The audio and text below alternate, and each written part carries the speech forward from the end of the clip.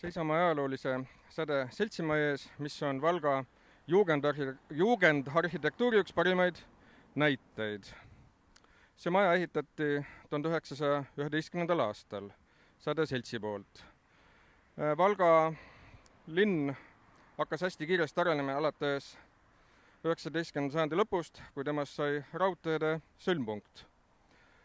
Ja seoses sellega tuli siia elama hästi palju eestlasi, kui varem oli Valga peamiselt Saksa-Läti linn, siis 20. sajandi alguseks võiks öelda, oli juba Eesti-Läti linn ja siin elu edenes, majandus edenes ja tuli siia palju inimesi elama, uusi inimesi ja nagu ma ütlesin, eriti just eestlasi. Ja nagu ikka, siis tekkis ka raha ja nii edasi ja taheti siis oma selts rajada. Tegelikult eestlastel oli küll olnud olemas üks oma kultuuriselts Karsklusseltsi nimel, aga see Karsklusselts nagu päris kõigile ei sobinud, nagu nimigi ütleb. Ja siis tuldi mõttele rajada uus selts. 1902. aastal rajati siis Säde selts, mille üks eestvedajateks oli Valga hästi tuntud kultuuritegelane, koolimees ja nii edasi, Hans Einer, aga esimeseks seltsi esimeheks sai küll Andres Alver. Aga seltsil ei olnud oma maja ja siis hakati selle peale mõtlema kohe ja maja valmis päris kiiresti. Juba siis 1911. aastal, nagu ma juba varem ütlesin, hoonel on hästi kuulus arhitekt Georg Hellat, keda peetakse Eesti üheks esimeseks kutseliseks arhitektiks ja tema käekirja on Valgas mitmete hoonete juures veel näha. Aga sellest majast, siin oli ka hästi kuulus teater. 1911 kuni 1948 tegutses siin Säde teater, algul amatöörteater, hiljem poolkutseline ja siin oli lisaks siis seltsiruumidele ka hästi palju erinevaid äriruume, kaupluseruume, sest selts pidi ennast ära majandama, ega tollal ei saanud selts mingeid toetusi linnast ega ka rääkimata riigi käest. Aga 1948. aastal kahjuks teater siin tegevuse lõpetas seoses ka tulekahjuga. See maja on üldse õnnetul kombel 3 suuremat tulekahju pidanud üle elama: 1920, 1948 ja 1988. See viimane põleng jäi juba sellesse aega, kui siin asus muuseum. Valga muuseum asub siin aastast 1957. Teine pool majast on tegelikult siiapoole oli siis varem hotelli osa, kus praegu asub siis Rahvusarhiivi Valga osakond, nii et see maja on täies ulatuses kasutusel ja õnneks on alati peale igat põlengut üles ehitatud. Kuigi nüüd teatri osa pärast 1948. aasta põlengut enam ei taastatud, aga sellise kuju sai muuseum siis aastal 1999 pärast viimast renoveerimist.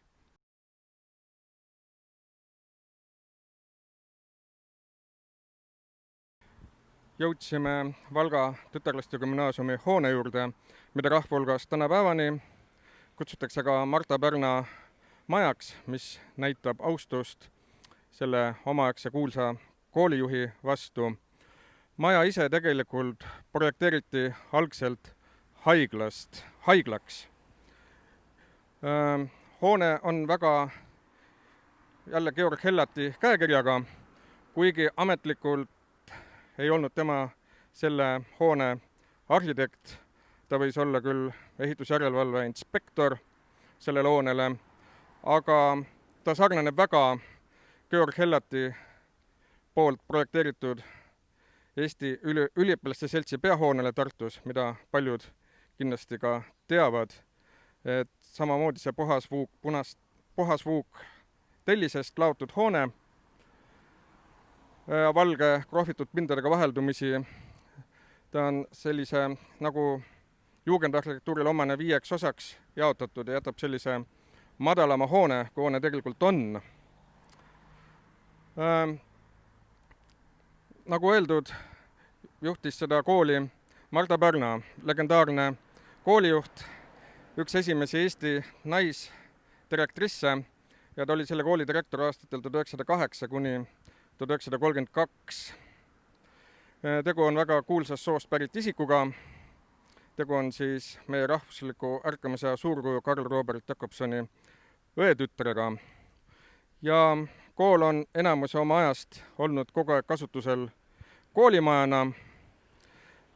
Küll on siin asunud pärast Tütarlaste gümnaasiumi sellisel nõukogude ajal vene kool ja siis on siin vahepeal olnud Valga põhikooli klassid. Praegu hetkel on hoone renoveerimisel ja siia kolib siis tagasi vene kool.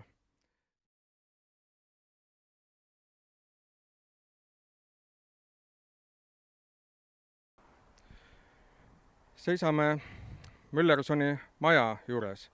Tegu on siis doktor Johan Müllersoni tellimusel ehitatud majaga. Maja valmis 1908. aastal. Johan Müllerson on isik, kellest on täna just põhjust rohkem rääkida. Tegu oli omal ajal väga austatud arstiga ja sel aastal üsna lähipäevil tähistame tema 150. sünniaastapäeva. Tegu oli tõesti väga hinnatud arstiga, rahva poolt austatud arstiga. Maja ise on ka ilus punastest tellistest laotud hoone, torkab igati silma, jällegi loomulikult ehitusstiiliks juugend. Ja ta on tuntud siis ka ajaloolise apteekihoonena. Apteek asus siin kuni aastani 2008. Aga on väga kahju, et selles hoones enam apteek ei tegutse.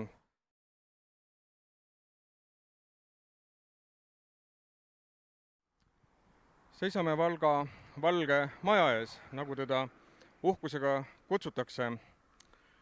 Tegu on oma aja kohta väga eesrindliku koolimajaga. Algselt planeeriti ta reaalkooliks. Ka selle hoone projekteerijaks võib arvata Georg Hellatit. Aga selle hoonega läks niimoodi, et ta valmis esimese maailmasõja aastatel 1915 ja läks kohe kasutusele siis laatsaretina. Et kui seal Tütarlaste gümnaasiumi juures rääkisin, et tegu oli hoonega, mis kavandati haiglaks ja läks kasutusele koolimajana, siis siin algselt läks vastupidi. Et ta küll planeeriti koolimajaks, aga algselt alustas siin tööd siis haigla. Aga maailmasõda lõppes ja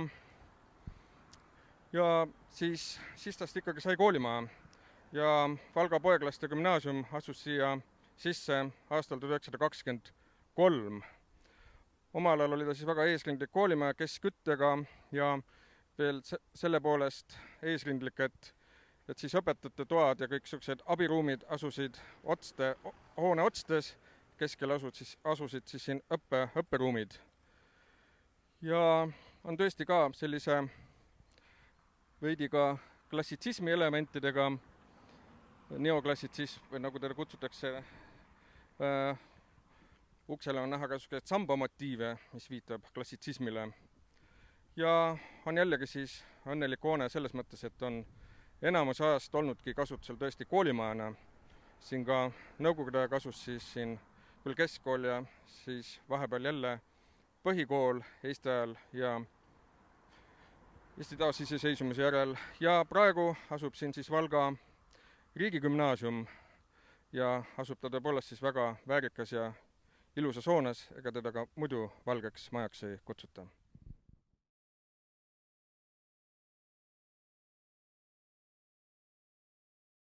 Valgas on üsna mitmeid tornidega hooneid. Praegu seisamegi siis ühe sellise ees.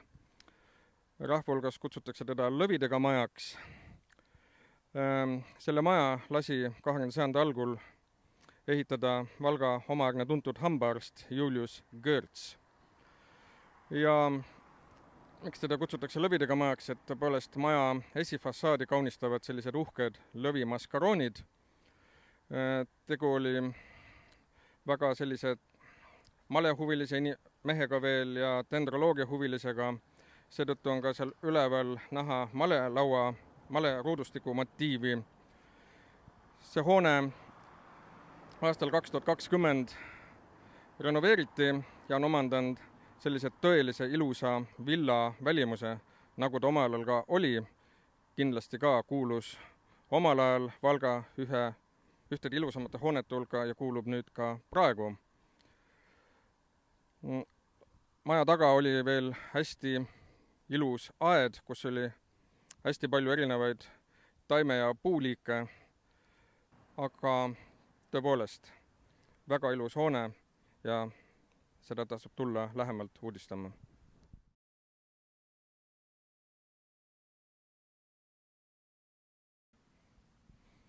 Nüüd jõudsime Alfred Neulandi väikse ausamba juurde. Valga linn saab selle mehe üle küll väga uhke olla, sest Valgast pärit mees sai siis Eesti esimeseks olümpiavõitjaks. Ja just sel aastal 2020, tähistamegi Alfred Neulandi olümpiavõidust 100 aastat. Tegu oli siis tõstjaga, kelle kohta öeldi, et ta tõstis noorukas Eesti Vabariigi maailmakaardile. Sel aastal täitub Alfred Neulandil ka 125. sünniaastapäev, nii et tegu on isegi topeltjuubeliga. Alfred Neuland saavutas ka hõbemedali Pariisi olümpiamängudel 1924, nii et tegu on kahekordse olümpiamedalistiga. Ja pärast sportlaskarjääri sai ta elus edukalt hakkama, kuna tegu oli väga kalandushuvilise mehega, siis omas ta kauplust Säde seltsimajas, kalandustarvete kauplust, ja ka nõukogude ajal sai ta edukalt hakkama, tõustes siis Tallinna limonaaditehases üsna juhtivale kohale ja suri ta siis 1966. aastal.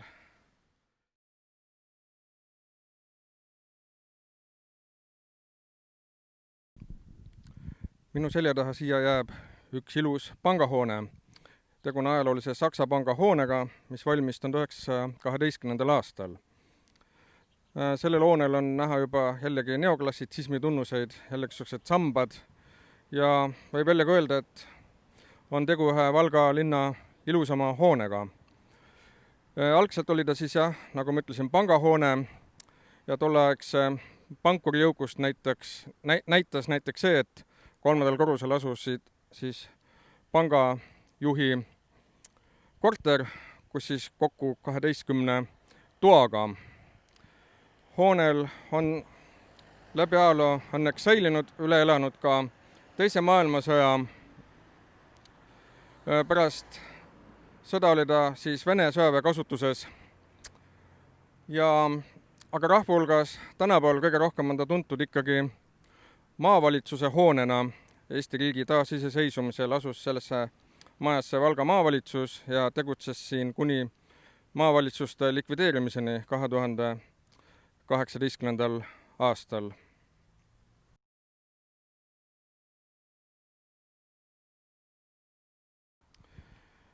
Minu kõrval siin on väike mälestustahvel mehele, Poola kuningale Stefan Batorile, kes Valga linnale omal ajal linnaõigused andis. Juhtus see siis 11. juunil 1584. aastal ja tänu sellele me Valga linna sünnipäeva sellel päeval tähistamegi. Stefan Batorit peame siis mäletama seetõttu, et tema oli see mees, kes Valga linnast linna tegi.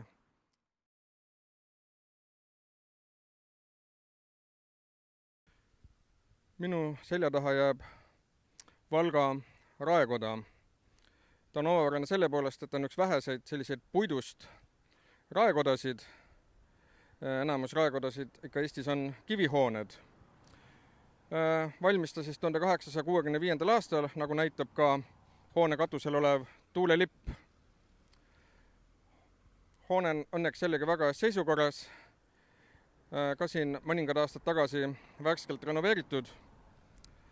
Aga tähelepanu juhiksin sellele väga ilusale ajaloolisele Valga linna vapile, mis siis seal hoone keskosas üleval näha on.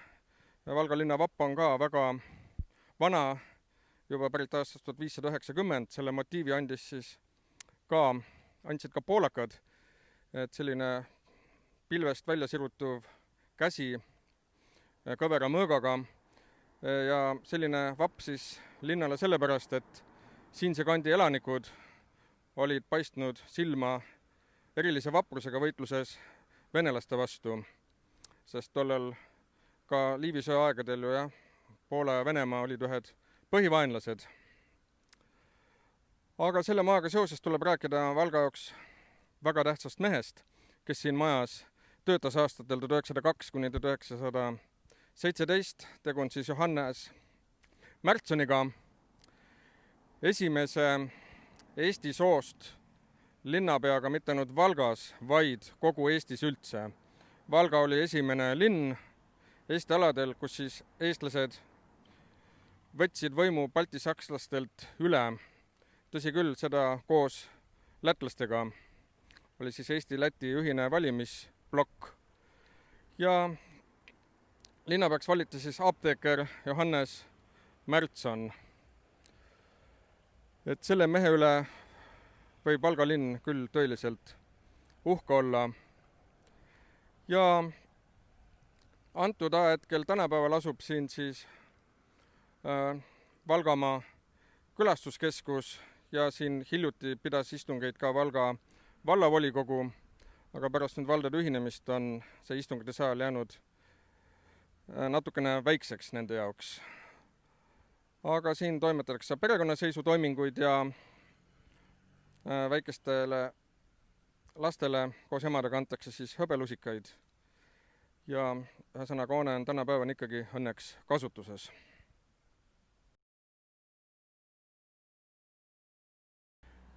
Minu selja taha jääb Valga Jaani kirik, mis on omapärane selle poolest, et on ainus sellise ovaalse põhiplaaniga kirik Eestis. Ta on siis valminud 1816. aastal, kuigi mõtted selle kiriku ehitamiseks algasid juba tunduvalt varem, 18. sajandi lõpul. Selle kiriku valmimisse andis oma osa ka Vene keiser Aleksander I isiklikult, kes annetas selle kiriku valmimiseks 5000 rubla. Kirik on siis selle poolest veel hindamist väärt, et siin asub väga hinnaline orel. 1867. aastast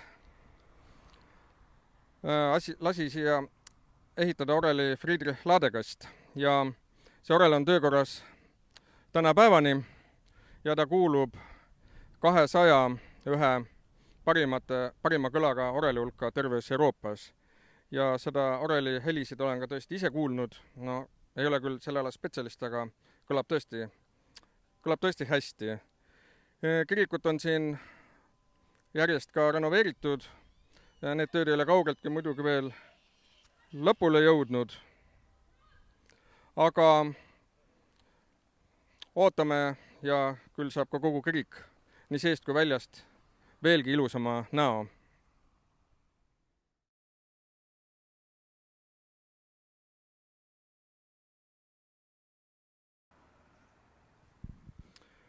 Minu selja taha jääb siin Valga vanim koolihoone ja Valga üldse vanuselt säilinud 3. hoone. Hoone on ehitatud juba 1795. aastal ja asusid siin mitmed reiskool, linnakool ja kui me läheme juba edasi 20. sajandisse, siis siin linna kõrgem algkool ja erinevaid koole oli siin ka hiljem, aga aastast 1966 asub selles väärikas hoones kuni tänapäevani Valga muusikakool, nii et praegused Valga muusikakooli õppurid saavad siis oma pillihelisid kuuldavale tuua sellises väärikas hoones.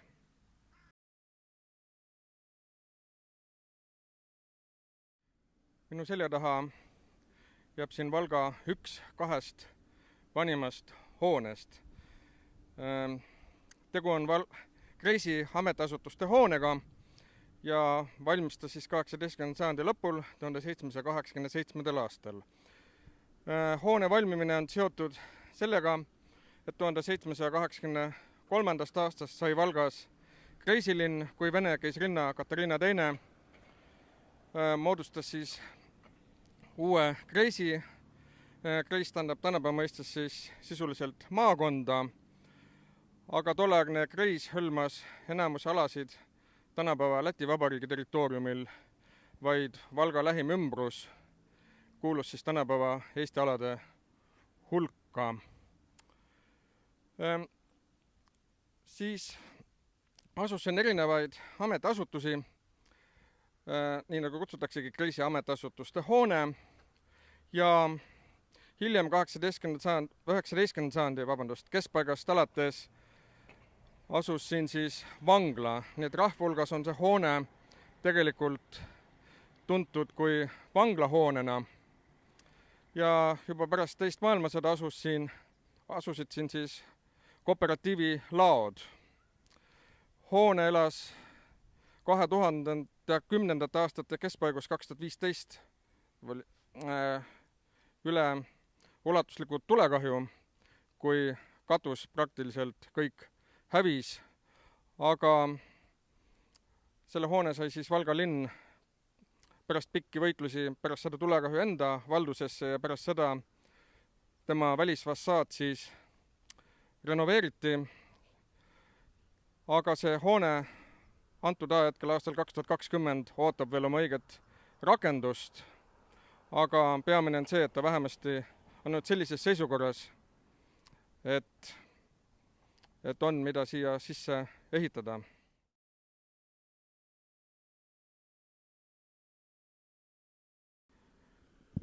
Minu selja taha jääb nüüd Valga kõige vanem ehitis, mis on tänase päevani säilinud.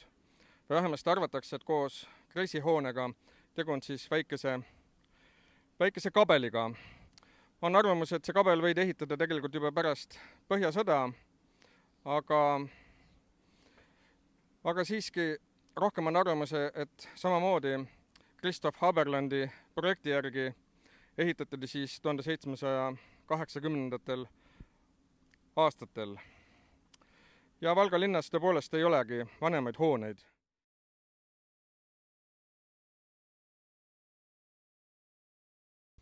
Oleme jõudnud Valga linna, julgen öelda, kõige olulisema objekti juurde, Valga raudteejaama juurde. Tegu ei ole küll selle ajaloolise jaamahoonega, mis valmis 1889. aastal. See ajalooline hoone kahjuks hävis Teise maailmasõja keeristes 1944. aastal. Aga see ajalooline Valga jaama hoone, mida te siin piltidel praegu vaadata saate, oli ilus historistlikus stiilis punastest tellistest laotud hoone, väga imposantne ja raudteejaamale kohane. Ja tõepoolest see jaamahoone valmimine ja Valga saamine raudteede sõlmpunktiks, see Valga linna ikka tõeliselt elama panigi. Et Valgas sai sõita laiarööpmelisi teid pidi siis Riiga, Tartusse, Tartust edasi Tapale ja Tallinnasse Peterburgi välja, siis üks suund läks veel lisaks Pihkva peale, Petseri-Pihkva suund, ja hiljem lisandusid kitsarööpmelised harud Pärnusse ja Aluksne-Ape suunale. Need Valga sai kokkuvõttes siis viie raudteeharu sõlmpunktiks ja oli Eestis tähtsuselt Tallinna järel teine raudteede sõlmpunkt. Ja nagu ma juba Sädemaja puhul mainisin, tõi see siia rohkesti elama eestlasi. Paljud neist asusid tööle kindlasti ka raudteetehastes siin. Raudteepiirkond, raudteejaama ümbrus oli omal ajal kui riik riigis, et moodustades lausa 5% kogu linna territooriumist. Siin asusid liiprimmutustehased, depood ja nii edasi, kõik, mis raudtee funktsioneerimiseks vajalik oli. Ja loomulikult sai siin tööd väga paljud inimesed. ja aga kahjuks jah, teise maailmasõja keeristes see hoone hävis. Praegu minu selja taga olev jaamahoone valmis 1949. aastal on selline uhke stalinistlikus stiilis hoone, aga iseenesest näeb ta päris ka ilus välja ja on ka siin mõned aastad tagasi läbinud renoveerimiskuuri. Ja raudtee tähtsus on küll Valga linna jaoks võrreldes 100 aasta taguse aega küll vähenenud, aga see ei ole kindlasti olematu. Ja sest ka praegu saab Valgast kenasti sõita nii Tartu kui Riia suunas, Tartu Tallinna suunas. Muidugi Riia suunas ühendus vajaks tublisti veel parandamist, aga loodetavasti Eesti-Läti koostöö raames ka see nii juhtub.